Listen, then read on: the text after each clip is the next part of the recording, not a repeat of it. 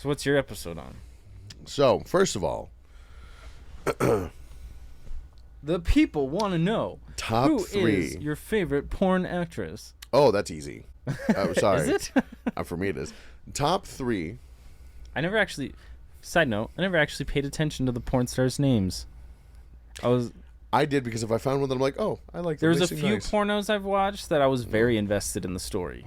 There's some that actually like the feature length film ones. Yeah. I'm like, did she ever get her degree? Did the extra credit matter at the end? Was he a real pizza guy? Was he a real doctor? This guy doesn't seem licensed at all. Top 3 favorite meals. Top 3 meals? Yeah, like if not just a singular food item, like a hamburger, but like a full. Okay. So like for me, if I could do grilled no, grilled salmon with white rice and steamed veggies. Rice? I love white rice, dude. I love white rice. Is the most boring thing to eat. It's delicious because it absorbs all the moisture from everything else. Okay, if it's cooked with other things, sure, yummy. But if it's just alone, if you eat rice alone, you're a psycho. No, rice alone, I will eat rice alone sometimes if I just need something quick. Psycho bitch! As a side Psycho bitch! Psycho killer. I love me an unagi don. Unagi don is... A what? It's a bowl of white sushi rice. Okay, because the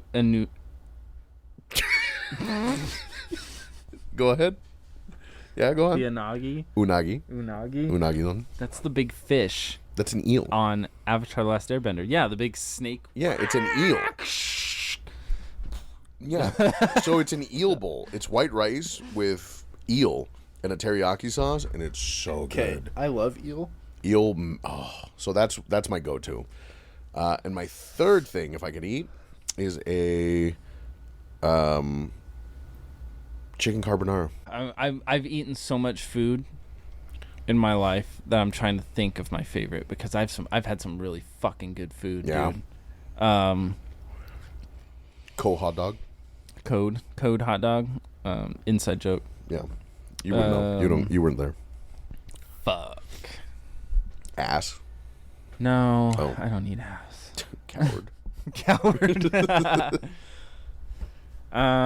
Dude, I've had so much good food. Pick one. It's so hard. Pick one. From Italy, specifically. We get it. You've traveled. Jesus. I have traveled a lot. I fucking love traveling. So Italy, chicken Alfredo, just like homegrown Italian chicken Alfredo. Yes, chicken Alfredo, known to grow. Yes. Naturally. Yes. In Italy. It grows in the bowl and everything. Actually, scratch that. I'm gonna throw that away. That's not my top 3. Yeah, what a fucking idiot, this guy. Seafood pizza in Pisa. Yo, hold on. Seafood pizza's delicious. So I've never had it from there. So when I ordered it in Italy, yeah, I was expecting like clam and stuff just like sprinkled on there, like a pizza, like you'd think a pizza would be. Flat. So I got it, and it's a flat pizza.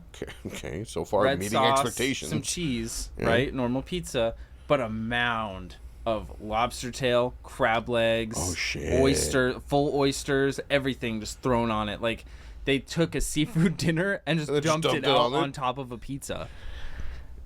Fuck, dude. Oh, I bet. It was so good. We used to do a Mexican pizza at the restaurant we owned, which was a flour tortilla, rice, beans, pico de gallo, but then we'd do shrimp on it, and it would be like just perfectly crispy shrimp. Oh, so fucking good. A Philly cheesesteak and fries.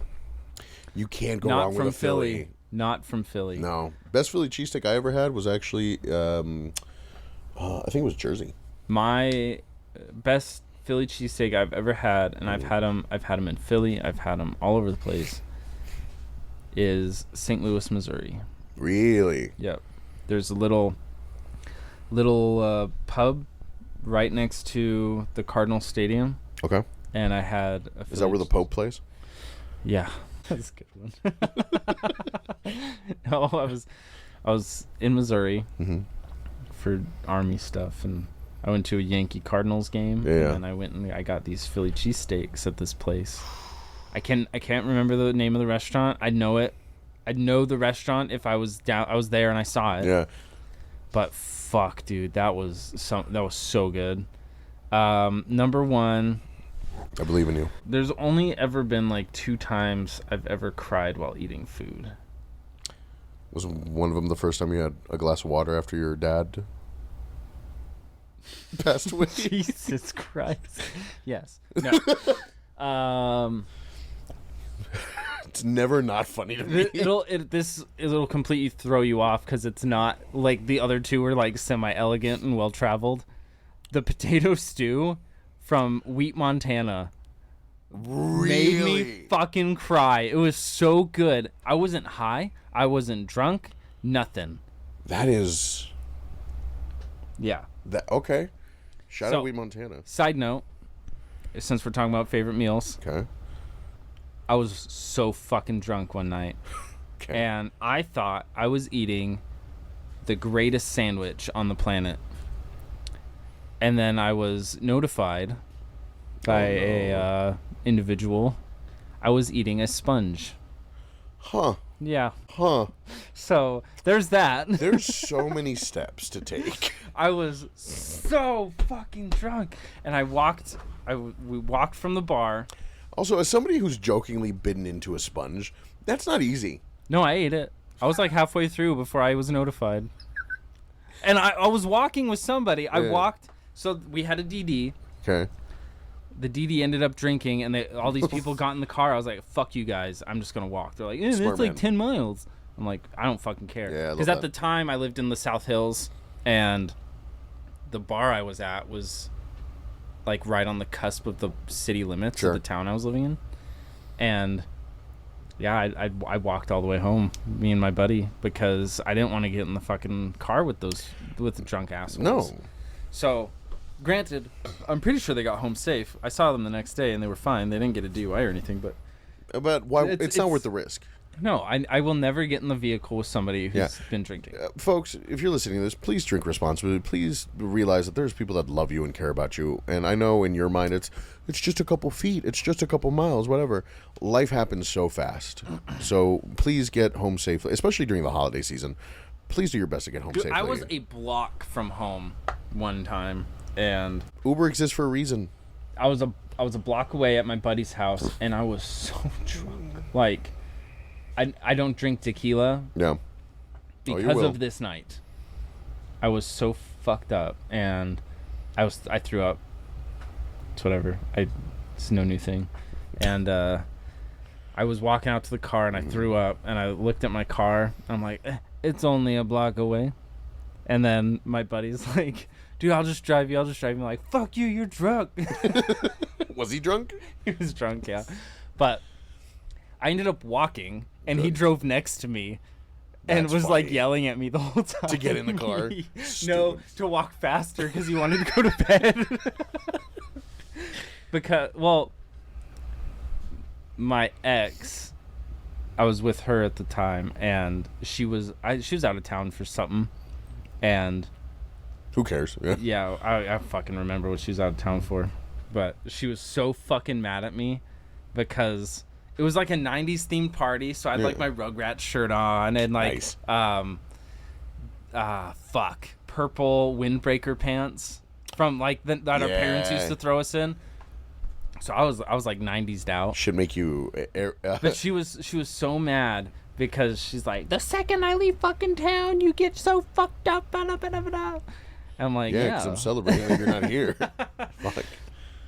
But yeah, like that night I walked like 10 miles back home. But anyway, so we got home. Yeah. And I was like more than halfway through the sponge. And one of my roommates at the time was like, hey, Kellen, what are you eating? I'm like, fucking sandwich. What's it look like, dipshit? Like, I was confrontational. You've got an attitude? Yeah. I was being confrontational because he's coming at me for my sandwich. The facade, like the curtain was lifted, and when I was looking at it, I remember seeing a sandwich until someone told me it was a sponge, and it literally went from a sandwich to a sponge, like, in my hand. I'm like, what the fuck? So I've never been that drunk. My burps tasted like a dish soap for like a week and a half. Oof. It was pretty gross. I bet. Pooped the sponge out just fine. Cleaned you from the inside out. Yeah. So that's I think that's the drunkest story I fucking have. That's pretty I don't think I've... Well... No, I can't talk about that. Oh, okay. Statute of limitations. Just kidding. Wait, what? I was at a university. Okay. Visiting a buddy of mine. And we got very, very drunk. And we climbed up to the roof of a building that was under construction. And we were hitting golf balls off the top. And then the campus security of this university was yelling at us to get off the building. Jesus. And we started hitting the golf balls at him. Just artillery shelling him. And I was just throwing him down at him and stuff, telling him to go fuck himself. That's fun. So I get... Be respectful to your educational institutions when deserved. It wasn't mine. That's true. It's true. Also, if you're from California, get out of my state. It's not your state. Well, you were born here, so it is your state. If you're from California, come here, ruin this fucking state. Help me. Honestly, if I was petty enough, if I had the time and the finances, I would run for local office on lies to the Montanan people about how I was going to do Montana first, and Montana is great. And then as soon as I got in office, I'd be like, psych, bitch, I'm selling all this shit to kill the Californians. All of it.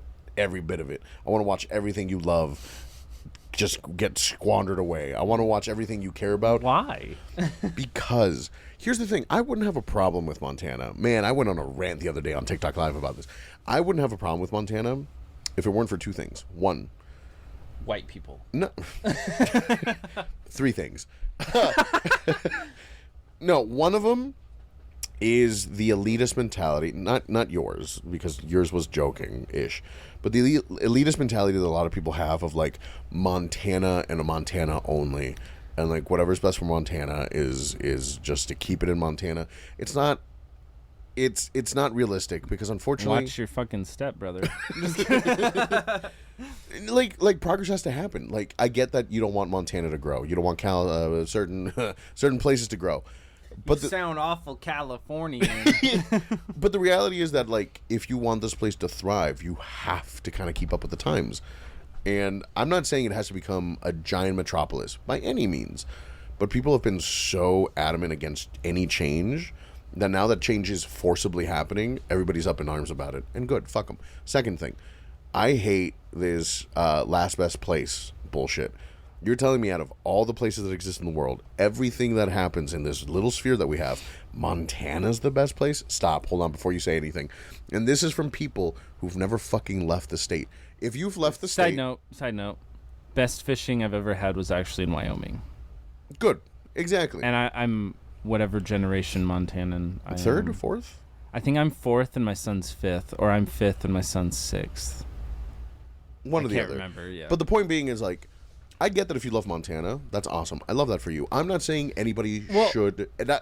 I'm not saying everybody should hate Montana. I love Montana. Yeah. But you can admit it's not the best place in the world. I admit there's some things that need to change. 100%. And to advance 100%. with the times. But there's people that, like, will not see that. They're like, no, Montana's perfect the way it is. It's these other people that are ruining it. It's like, nobody... You have to accept that Montana... Like, I lived in Seattle. It's just the house prices. I grew up in Seattle. And I love Seattle to death. I fucking love Seattle. I will never... Seattle? Yeah. And I will never say that Seattle's perfect. Seattle's got its issues. Yeah, we have a lot of problems with drug and crime, sure. But I love Seattle. It's okay to love something that's not perfect. But for these people to try to peddle that Montana is perfect to me when it is not... I love you, and you're not perfect. Exactly, and I love you, and you're perfect to me. Oh, I have no flaws, so... Yeah, you're white. And that's been proven. You're a white hetero man. Yeah. You can do no I got wrong. pulled over by 7 cops a few weeks ago. And they all said... They looked like they were ready to shoot, and then they saw that I was me, and they're like, oh, whatever. Oh, whatever. Bye. Where's your... It was because I didn't... I was like, where's your co-host, though? I don't know if I talked about this on the podcast. Is it your tags? My headlights were off. You fucking idiot. Anyway, introduce yourself. He used to beat me. Hey guys, do you remember? Oh boy. So I was just telling who was I talking about? Maybe it was my mom I was telling about the other day. She was asking how like you and I ended up becoming friends. She thought it was a weird situation. Not really. Well, we haven't lifted the curtain on that. Anyway. That's true. So we hadn't we'd known each other offhandedly for 6 months. And then you decided to actually, we talked at my driver's side window. No, you decided. I was waiting for you. Either way. Whoever made the first move. Whoever touched me first. Oh my God. So. You just batted your eyes at me and I was like, stop. I remember after that first conversation, you got kind of mad and you started like pacing back and forth. I'm like, dude, what's wrong? And you're like, you're fucking cool. I'm like, what? You're like, you're fucking cool. I was trying to find reasons to fucking hate you, and I can't. God damn it. Yeah. You got like all flustered, and you went back inside. And I looked over at my wife. I'm like, what the fuck's wrong with this dude? That's so funny. But it was just so funny because I've had people say that to me before, where they were just looking. Because I will admit it, sometimes I look like a fucking douchebag. Sometimes, just the way I dress. Yeah. Probably right now. I don't think so. With my hat backwards, but no, it's not it's the assless chaps for me. You kept showing up in assless chaps. I used to own chaps. I'm just kidding. Oh fuck! Did you? What is it with you and fucking bopping yourself in the mouth with random objects? Is it your fake tooth? I get excited. Yeah, it was my fake tooth. I get excited. Fucking dog. I do remember the first time. It doesn't hurt when I hit it. Yeah. It just feels weird. That's why I'm like, Oh, I got it. Anyway. I do remember the first time we talked, which was very cordial. It was an introduction. It must have been the second time that happened. Because I did want to be upset with you because I was like, I need something to keep this hatred going. I need something to keep this, I need something to hold on to. But then I was like, fuck, I could actually get along with this guy. When you actually found out I was a cool human being, that was just funny. But you got to remember, circumstantially. Oh yeah. The last couple people that were you too. Well, the last couple people that weren't you. Oh, in that position. In that, I fucking hated because they weren't good people. You know, so I was like. I can hear the listeners now. What position? Yeah, missionary. No, it was. So it was upsetting to me because I had to be guarded because of circumstance. I'm like, I need to know who's around. You know, and what's going on. So I feel like we should break the veil. You think this is the episode we do it? Maybe. I think people would get a kick out of it. Okay. So the circumstances that we're talking about, and you guys have heard me talk about my ex-wife. Smoke show. And you've heard him talk about his current wife. Smoke show. This is where we reveal to you guys, plot twist, it's the same woman. Kellen is married to my ex-wife. And he's the stepdad to my son. And so we get along great. We get along really cool. We didn't at first, but again, circumstantially, it's because... And you were hitting on my mom yesterday. Oh, yeah, I was hitting... I'm about to be your stepdad. Oh, how the turntables, my friend. I still think that would be the funniest fucking thing on the planet. I'm willing to commit for the bit. I don't care. You heard it here first. I'm clapping his mom. I'm clapping his mom. What's your mom's name? Eileen. Oh, she is gonna.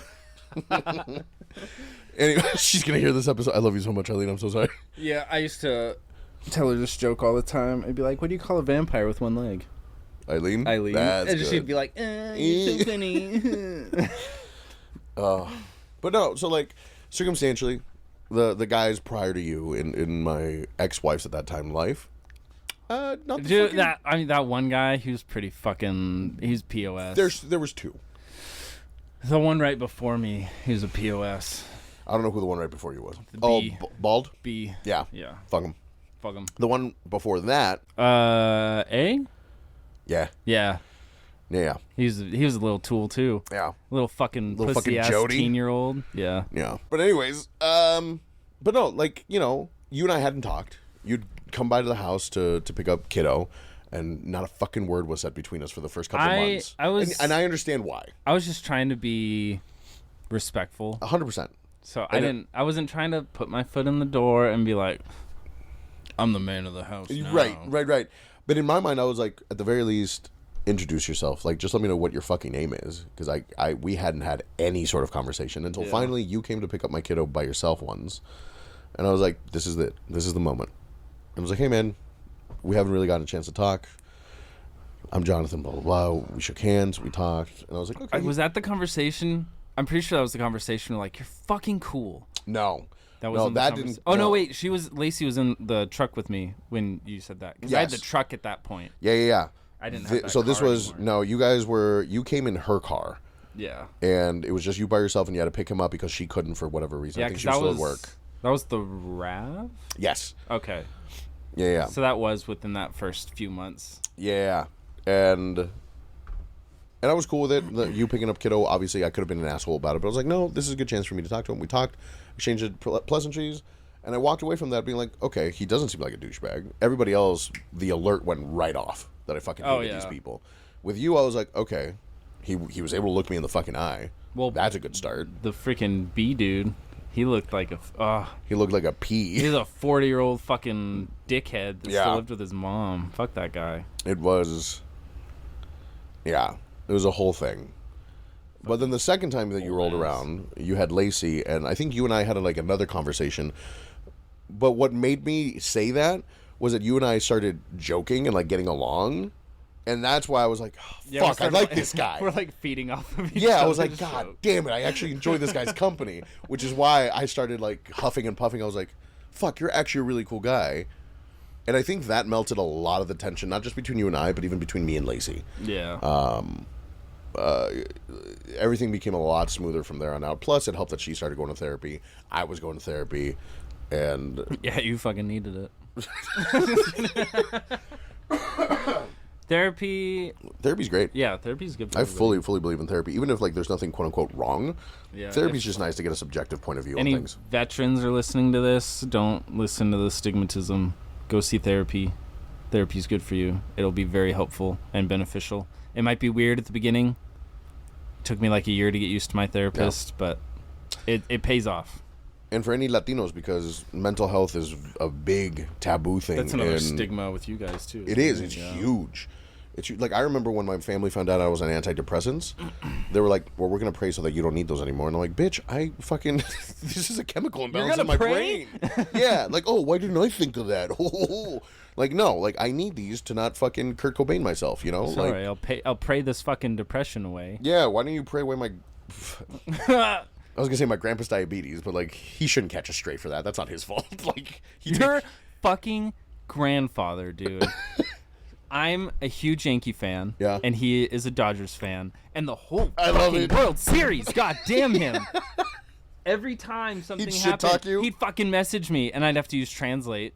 But he'd be like, I thought the Yankees would be better. I'm like, fucking goddamn you, fucker.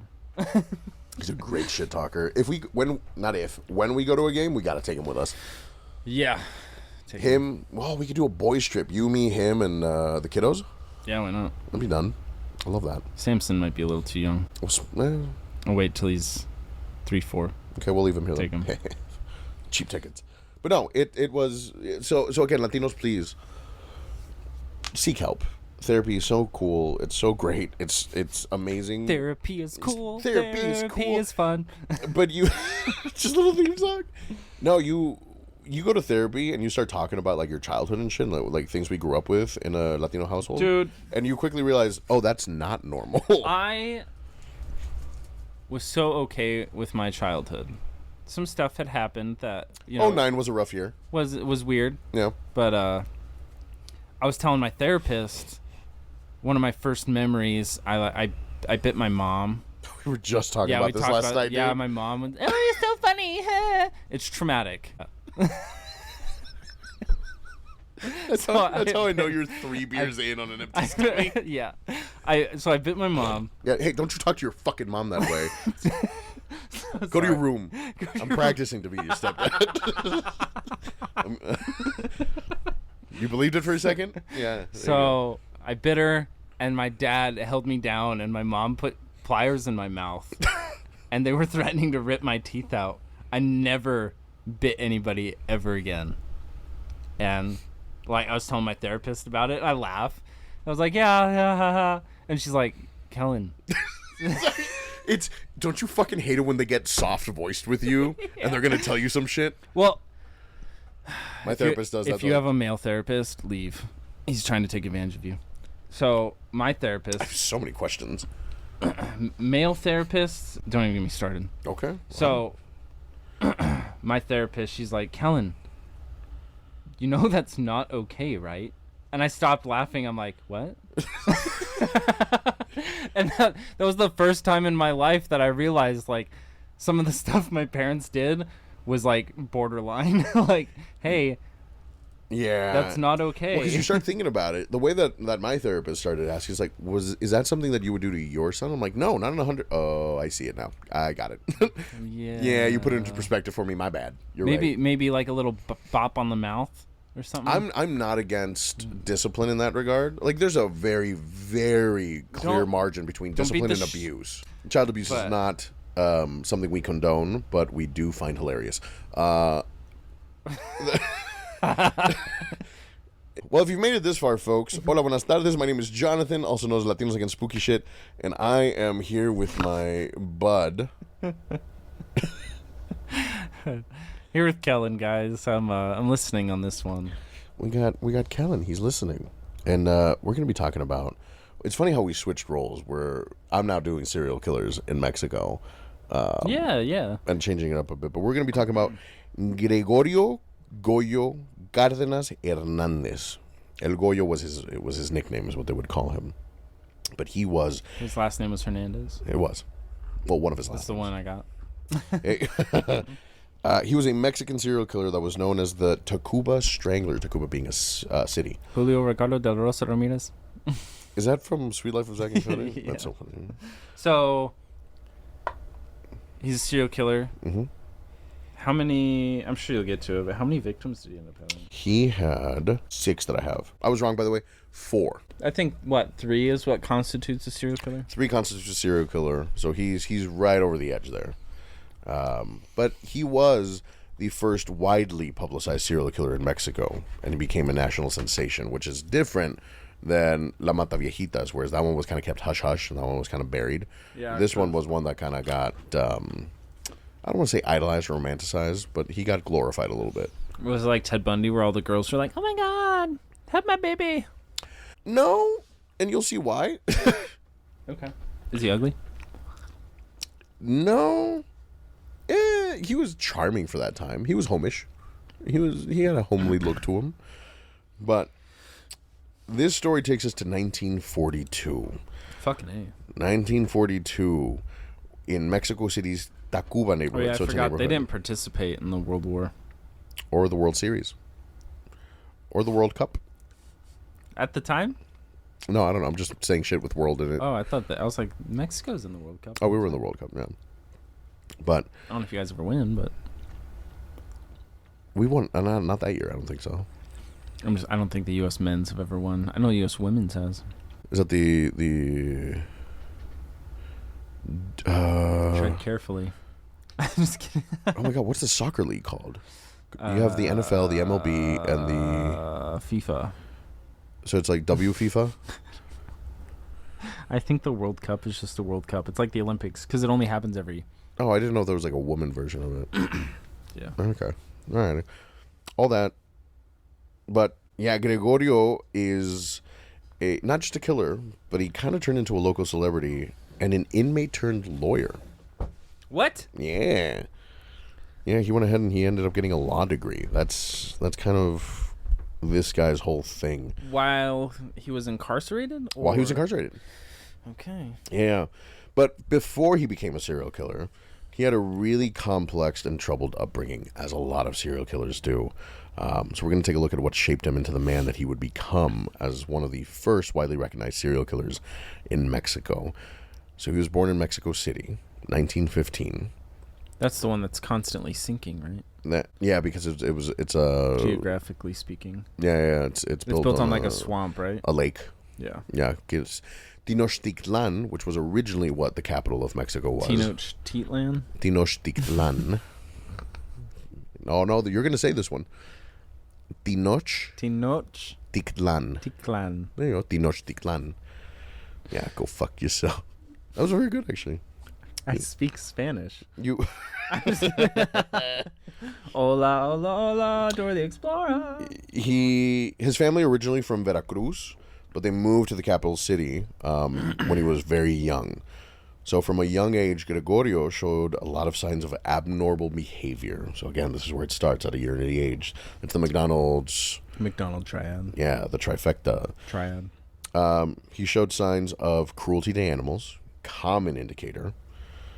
He was very antisocial. Did he wet the bed? He was a wet bedder. Bed wetter? What did I say? Wet bedder? Fuck. I'm a couple beers in as well. He was a bedwetter. And yeah, we're recording back to back today, guys. And we're just powering through it.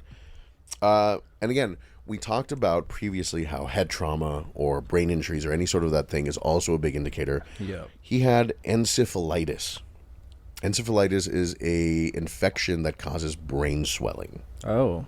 So he contracted that at a very early age, and a lot of people, How do you contract that?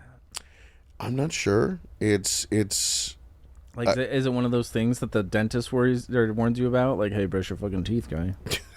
Yeah, a fucking myth, by the way. I've never gotten conjunctivitis.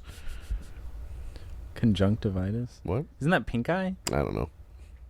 I've listened to my dentist. If that is pink eye, I've never had it. I've never had pink eye, except our kid. Wash your fucking hands, yeah, if people. you're going to touch your butt and if you're going to eat ass, wear goggles. Could you imagine you get farted on? You're just down there. You imagine they clench, like, got your nose. Let go. Unhand me. Unhand me, heathen. But the brain infection, of course, they think likely it did have an impact on his behavior and could have played a role in his psychological development and his violent tendencies. Was he weird beforehand? Well, he was already antisocial. Oh. So he was already not making friends at school or with the neighborhood kids. There's nothing wrong with being antisocial. No, I hate people. People suck. I worked in retail. Fuck that. Yeah. People are the worst. Especially Black Friday retail. Yeah. But he was smart, though. Despite all this, homie got a scholarship to study chemistry.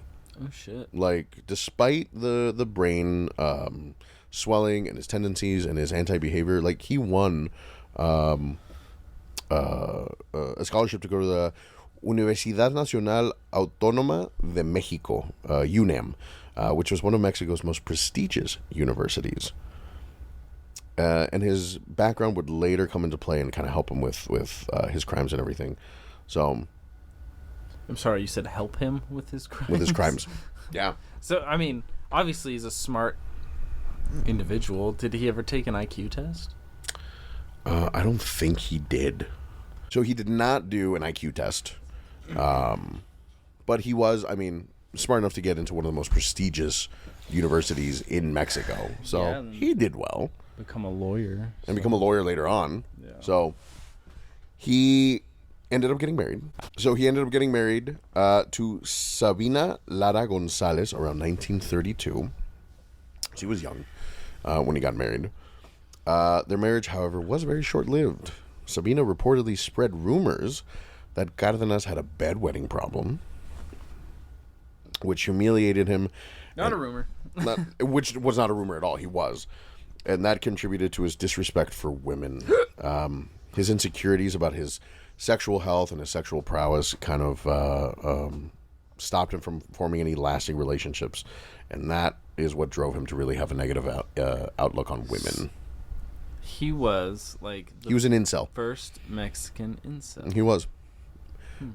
Mexicel. Incel. Fuck, there's a joke in there somewhere. It sounds like a cell phone company. Next from Mexcel. But get your iPhone 18. Get your iPhone 18 at Mexcel. Now, his first kill started in August of 42. How old was he? So he was born in 1915, 1942. So 25, 27? 27 years old. He was just a little guy. But he killed 16-year-old prostitute Maria de los Angeles Gonzalez. Prostitute? A 16-year-old That's pretty young. sex worker. That's sad. After having sex with her, he strangled her and then buried her body in his garden in the Tacuba neighborhood of Mexico City. I bet his flowers were nice. You bet his what? His flowers were nice. I bet he had some nice gardens. What makes grass grow? Blood. Now, over the next few weeks, he would go on, and he would then kill Rosa Reyes and Raquel Martinez de Leon, both 16-year-old sex workers, and Graciela Arias Avalos, a 19-year-old chemistry student and former acquaintance of his from the university. All the victims were young women, particularly sex workers, which suggested that he had a deep hatred or contempt for women, possibly linked to his insecurities and his sexual issues. But I take it that he killed too close to home on that last one. So all of these were in his neighborhood, which is why he's called the Tacuba Strangler. They were all from his block. Jesus like these are all Christ. people that like people would recognize, which is what got him caught in the first place. But as the bodies piled up, neighbors began to get suspicious, especially after noticing his odd behavior from Cárdenas and his interactions with young women. Again, antisocial, awkward, very much a where's my hug type of guy, you know, which we all fucking hate. But word spread soon that something was off about his house in Tacuba. And so what happened was, before they could start looking into him and before they could go into his house and like start checking everything out, he checks himself into a psychiatric hospital. Checks himself in, buys himself a little bit of time. But that raises more suspicion. Like if you're under investigation and then all of a sudden you're like, oh no, something's wrong with me, I should get myself checked. Bit of a flag. Yeah, usually that's like syphilis. Hey, something's wrong with me. Hey, something's wrong with me. It hurts to pee. You're a serial killer. Oh. And you have gonorrhea. Ah, there it is. There's the one. That's what I was worried about, I've Doc. been killing for years, and I've never had once the burning sensation when I pee. Do you think going and admitting himself into the psychiatric hospital helped or hindered? Him? Yeah. He did it on his own accord. He did it on his own, or do you think that he was legitimately trying to get help?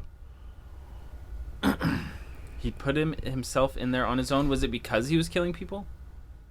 So, or was he just like, you know what? He just admitted himself because he's like, it was that. It was, you know what? I could use a little help. I think it helped him. Yeah? He didn't kill anybody after that. Didn't he? No, he didn't. No, he didn't. No. He already killed his 4. So, yeah, I don't know. I think it helped him. Okay. Well, he was arrested September 7th, 1942. So not very long after his last kill. While he was still in the psychiatric facility. His arrest was because of the growing pressure from the public and the authorities to solve the string of disappearances and murders in the area. Did he admit to it? Or did they just charge him? They charged him with it, and it wasn't until they had him in custody that he finally admitted to everything. I was like, is he one of those fucking guys? He just like talking about it to yeah. No. It was one of those things where just the mounting unrest from the public, and finally they're like, you got to at least question the guy, see what he's got going on. Well, yeah, you got to talk to him if everyone thinks he's a fucking weirdo. Right. If it smells like a duck, right? It's probably a duck. It's probably a duck. But did you have a duck? Do you remember that? No. Back at that other house before we bought this. Oh, I forgot about the ducks. Yeah, Kevin. Was that his name? Yeah. So Cárdenas was tried. Cárdenas was tried in Lecumberri prison, which is known as one of Mexico's most notorious facilities. He pleaded guilty to the murders, which is what made the trial move really quickly. There was no contest. He was like, yeah, you know what? It was me. My bad. And the way that his chemistry degree came into effect earlier is when he put him in their garden, he used a lot of his chemistry degree to help, like, lime. Yeah, decompose them a lot quicker to try to get rid of evidence. I'm over here like, yeah, just pour lime on him. Yeah, how'd you know? Wait a minute. But he was sentenced to life in prison. During his time in custody, though, he became an increasingly controversial figure, and he drew attention from psychiatrists, criminologists, and the public, of course. But they viewed him as as a fascinating case because of his intelligence and the peculiarities of his crime. He was the first widely known serial killer in Mexico, and he got insane media coverage because of this. He was kind of a celebrity, kind of the same way that like Bundy or Dahmer were. Okay. Because again, he wasn't unattractive, but a lot of people were like, "Why?" Put your baby in me, oh my god. And then there was a lot of copycat killers. He did spawn a few copycat killers while he was in prison, which for a second made people go, "Is he the guy?" And he's like, "No, it really is me, guys. Like, it was me." But while he was in prison, educated himself, came out with 3 books, became a lawyer. Did he get out of prison? He... I feel like, how do you become a lawyer as a prisoner? So... What a laxed place to live. In 1976, he was pardoned. So 34 years after. He was pardoned? He was pardoned because he showed an extreme case of rehabilitation through psychiatrists and criminologists that came to see him, and the therapy he was going through. Everybody was like, yeah, he's completely reformed. Like, he's safe. So that is the question. Because he showed unexpected talents and interests. Again, he studied psychiatry and law. He got his law degree, learned to play the piano, wrote poetry, married an inmate, had 4 children. Like, homie did it all. And then Luis Echeverria granted him a pardon. Married an inmate. Married an inmate, had 4 So kids. are Mexican prisons Not all. co-ed? Not all. This one in this point in time was. No wonder it was notorious. It was just a fuck All fest. the sex that was going on. He was even invited to speak in Congress by the Interior Secretary Mario Moya Palencia, and he was celebrated as a great example of rehabilitation. He went to continue on working as a lawyer until he passed away in 1999. But what do you think? Do you think he was actually rehabbed, or do you think he played the system to get out? Because, I mean, he was smart, went to college, studied psychiatry. Got a degree. Part of me thinks that, like, serial killers, murderers, and stuff like that, there's no rehabilitating them at all. Now, what is your definition of rehabilitation? Do you think that is to get to the point of a normal human being that has normal sexual fetishes? Okay. But yeah, just to the point of like being normal. You don't have that urge to kill. You don't have... So he didn't kill for sexual gratification. At least he didn't get to that point where a lot of other serial killers do. Loser. Well, he had sex beforehand. He'd have sex with them and then kill them. So the act of killing them didn't give him sexual gratification. So do you think that he could have been rehabbed to be able to control his violent tendencies? Because clearly he never killed again. I mean, fuck. I mean, maybe he was just a violent person. But he was also an incel. But he also did start going to therapy. And he had a traumatic childhood. Maybe talking about it opened up. And a lot like every other fucking serial killer, that just a little bit of love in their childhood. Yeah. Maybe like therapy and stuff is what he needed. Because there's no in his history, there's no, and mind you, because 1915 to 1942, like there's very little written about like, you know, his childhood and anything. I don't like even that. know. I don't think anybody even knew that mental health was a thing. And it wasn't as well studied. Stone Age. Yeah. But like he didn't have a traumatic childhood. His parents loved him. His parents moved to provide him a better life. He didn't have a traumatic childhood? As far as like abuse from his parents, no. Wow. Yeah, there was. Well, yeah, because he was just a weird kid. He was just antisocial, cruelty to animals, just right off the bat, and then the encephalitis caused the inflammation in his brain. Just makes me think of syphilis. Yeah. So like, no, it's not like his parents abused. At least from what I found, and readers, listeners, if you see anything otherwise, please let me know. But from what I looked at, it also normal childhood sounds like the name of like a Greek astrologer.